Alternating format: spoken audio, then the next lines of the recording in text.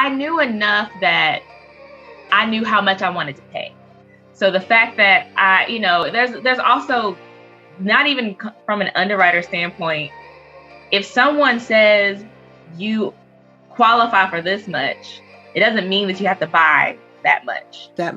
Yes. Now, it's a little different in this environment that we're in right now, but you don't have to buy that much. You still can set it to where, I don't want my payment to be more than this. I don't want to pay more than this out of pocket, even though I have X amount that I can spend.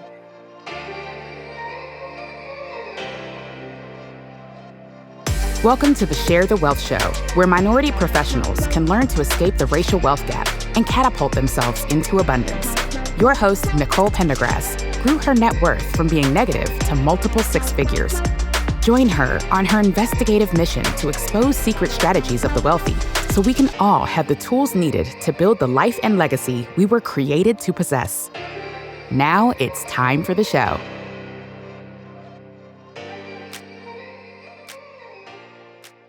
All right. Welcome back, everyone, to the Share the Wealth Show. This is the show where we focus on strategies to build, grow, and protect minority wealth. Today, we spoke with Chandra Minter, and Chandra Minter. I got to say that right. Anyway, she is a real estate professional with over 13 years of experience, and her career started in 2009 as a mortgage underwriter.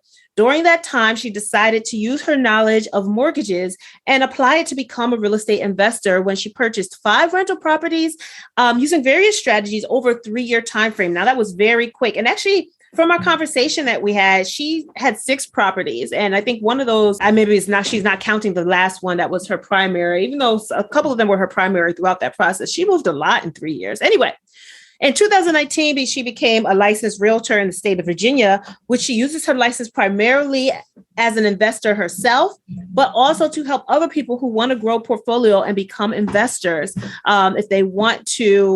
if they're current investors or they want to enter the world of real estate investing. So she's all about helping other people do what she did and growing in their investment portfolios.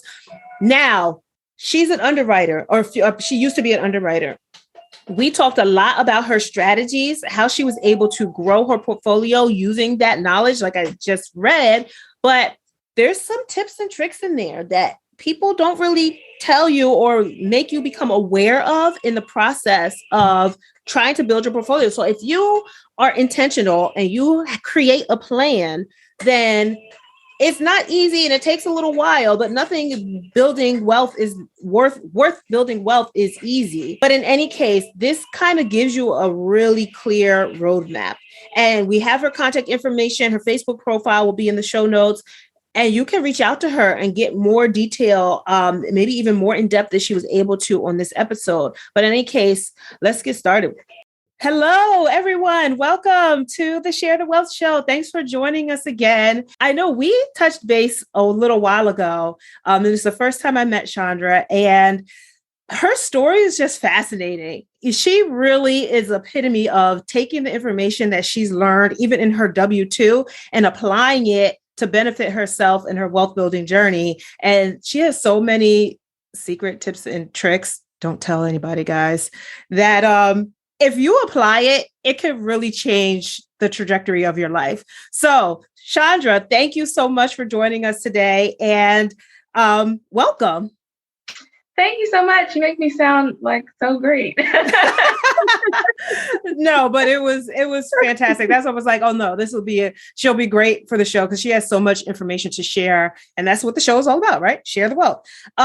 So I gave a high level, of your bio and what we kind of are going to discuss, which I don't know yet, but anyway, can you give us a little background information and fill us in on your journey, how you got to what you were doing before, what you planned to do, as a child and what you wanted to be when you grew up kind of thing, what you ended up doing and how you transitioned to what you're doing now? So I grew up in a very small city. I won't say town, but like one of the next towns over only had one stoplight. So that's how small the city is that I grew up in. So as far as what I wanted to do when I grow up, I just wanted to leave that city. That was my goal. So I did what I needed to do to get out of there, go to college, did not use my degree from college and what I ended up doing. I think my first job was at it was called American General back then. I think it might be Springleaf or something. It's been sold so many times, but that was my introduction to the loan world. That was like unsecured loans, and then sometimes it was like title loans. I didn't do that for too long because, me having just a basic knowledge of lending and loans in general, just from what my parents had taught me, I couldn't sleep at night with that job. I'll just leave it at that. So I think around 2008 or 2009, I was introduced to the mortgage world. I got in as a entry level processor, started learning things, and then I learned about the underwriters, and it spoke to me because I am a very introverted person. And in the underwriting world, the underwriters don't have to talk to anyone. They don't have to talk to the customers. So I was like, sign me up for that job. All I have to do is just sit behind my computer and do the work and shoot it out, and I'm on to the next one. So in that role, I started seeing the different setup of how, because we wear a lot of different hats. So I had to put on my CPA hat and look at people's tax returns, and you'd see how some people had multiple properties. I mean, 10, 15, 20 properties on their own Schedule E. Then they'd have properties set up through a corporation or S Corp, and just seeing the different ways people are setting them up. So seeing that behind the scenes, I decided one day it was time for me to buy my own house. So I purchased my first home for me in, I think, 2011. And I house hacked, which I didn't even know that's what I was doing at the time. Yeah, and I decided to house hack it, which I didn't know anything about bigger pockets or terms or anything back then. And I just had, there was a friend of mine. So I met her through her mother, and we were going to get an apartment together. And I said, hey, I'm going to buy a house instead. Do you just want to rent from me? And she said, sure. So for about 4 or 5 years, she rented from me. I took that money, traveled a lot. And then moving forward, I came into contact with a couple of people who were buying properties all over the place. I mean, at the time, I think she was up to about 15 properties, and she was in her mid-20s. So I said, I think I can do this. So my first house, I actually purchased as a short sale. And by the time I wanted to start buying property in 2016, there was equity in that property. So I refinanced my house, took cash out, and I used the equity to buy my first 2 rental properties. My first rental property, I purchased through a realtor. I put down 20%. The house was less than $60,000 or right above $60,000. It needed a little work, and I cash flowed about $400 a month on that one. After I closed on that one, the house next door had a for sale sign up. So I called my realtor and I said, hey, can we see about buying the house next door? So I was able to get that one. It was right over $60,000. My monthly payment, my mortgage was less than $500 a month. The rent was $850. So I was cash flowing close to $300-$400 a month. Was that in 2016 too? That was in 2016. Okay. Now here's where it gets a little tricky. So before I say what I'm going to say, this only works with certain loan programs. And I'm going to leave it up to you, the audience, to look into these loan programs. Just make sure that if you try to use this, what I'm going to tell you to do, that you know whether or not you're supposed to do this based on the type of loan that you get. So I say around that same time, maybe in 2017, I had a friend of mine that lived in a different part of my city, and she wanted to move closer to the side that I lived on. So at the time, my roommate had moved out, and I had told this friend, like, yeah, I think I'm ready to move as well. If you move into my property and rent it for a little while, then I can just show a lender that I have this property rented, and I can buy a new property as my primary home. The reason that is beneficial is because instead of me buying a new rental property, I'm not having to put down 20%. At this point, if it's conventional, it's 5%. If it's FHA, it's 3.5%. So we made it work. She moved into my townhouse, and then I bought a new property that I moved into. Not even 2 months later, I had another friend that had sold her home, and she needed a place to stay for about a month or so. Mm-hmm. So it was her whole family that needed a place to stay, and my house was not big enough for all of us. So I said, well, let me do it again. Let's just write up a lease saying how much you're going to pay me. And I'm going to buy a new primary residence that I'm going to live in that time frame. Now, with these properties, I did live in them for a time. So again, I'm only putting down 3.5% to 5%, depending on which loan program I did. And I did it one more time. So during that time, my mother got sick. So I went to live. My job at the time allowed me to work from home. So I went to stay with my mom at her home for 6 months. And in the meantime, my homes were rented. Everything was rented. So when I came back, I was able to use the same method. I wrote a letter. I said, my house, because they're going to ask, the underwriters are going to ask for a letter. Like, I see that you've bought houses kind of close together. What's going on? And so I wrote a letter explaining, I had to rent my properties out while I was away. And now I am in a situation to where I want to buy a house. It's still in the same area. And I did it again. I bought another property at 3.5% to 5% down. And I eventually put a tenant in that one, and I moved back into my original house. In the meantime, townhouse was sold, so I had money from that. Okay. So how many? All right, I'm losing track. What year is it now by the time you bought the last house and moved back into your primary? 2018, 17 or 18. So all that's like in 2 to 3 years? Yeah. Oh my goodness. All right. And then I moved a lot.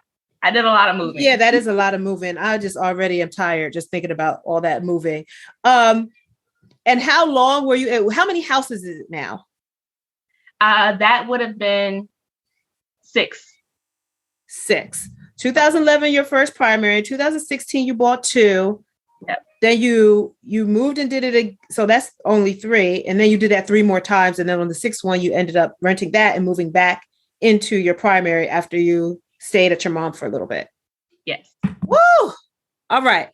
Now you said you just wrote a letter. That's really all it takes for the underwriter to approve you getting an additional FHA loan, because I know that they say you're not supposed to get another FHA unless you either refinance out of the first one into a conventional or another loan product, or like you said, like you have to move a certain length away for job purposes or some other reason, or your family grew, like we got married, had kids or something like that, and your place is no longer sustainable. But in your case, in every situation, you were able to write a letter explaining what was happening. Like for the first one, did you say in the letter, like your friend needed a place to stay and you needed to move, or I don't even know how to word it. So, okay, only one of or I'll say two technically of the 6 were FHA. The very first one that I bought was FHA back in 2011, but I had refinanced out of that. Yes. So then the very next one that I bought as my primary was also FHA, I think. No. Well, because in 2016, you bought 2, and those you said 20% down. So those 2 in 2016 were 20% down. Okay.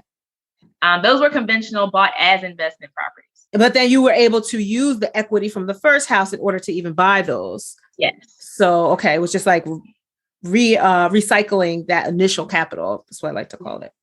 Okay. I would say, I believe, let's get some dates here. So February of 2017 was when I moved from the townhouse into a new primary. That was going to be my actual new primary. That was a conventional loan. Okay.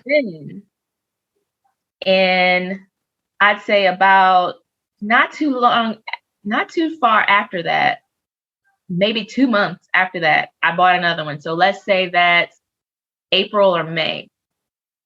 I moved into a house that was in a different part of the city. I bought it as a primary because that was when another friend needed to rent my house. Okay. That one was FHA. So at this point, I only have one FHA. Okay. So I have one conventional, 2 investment conventional, 1 primary conventional, and now I have a primary FHA. Okay. Then I went to stay with my mom for 6 months. Yeah. So 6 months forward, I buy another one with a conventional primary. So that's 5%. Okay. And then the 6th one you bought with FHA because you were moving back from out of your mom and you needed a place to stay because your other properties were already rented. You couldn't kick people out. No. So it was just at that point, it's just the one FHA.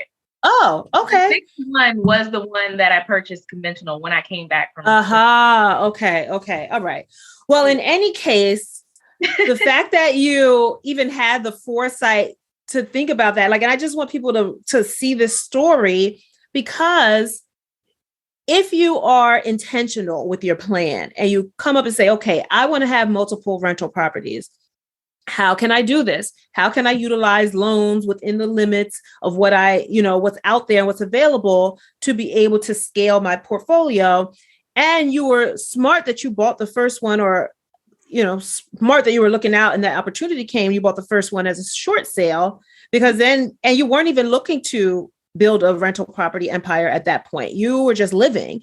And that's still smart. Even if you're just living, you're buying the house for your primary, you're buying something already under value. So you build up a lot of equity there, and then being able to pull that out and go and roll that over into multiple properties. And that's the power of real estate that I love, is that you really can just sit there and live your life and build up net worth and equity and be able to access that to roll it into additional properties. And I think that's fantastic. And so, yeah, I think the way you were able to finagle, and it's because you were a loan officer for so long. So how many years were you a loan officer before you bought your first one? I was an underwriter, but underwriter. Oh, that's what I meant. Sorry about that. Before I bought my very first property in 2011, about 3 years, 2 to 3 years. Okay.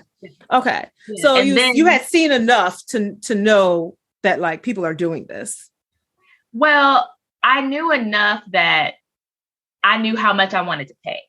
So the fact that there's also, not even from an underwriter standpoint, if someone says you qualify for this much, it doesn't mean that you have to buy that much. Yes. Now, it's a little different in this environment that we're in right now, but you don't have to buy that much. You still can set it to where, I don't want my payment to be more than this. I don't want to pay more than this out of pocket, even though I have X amount that I can spend.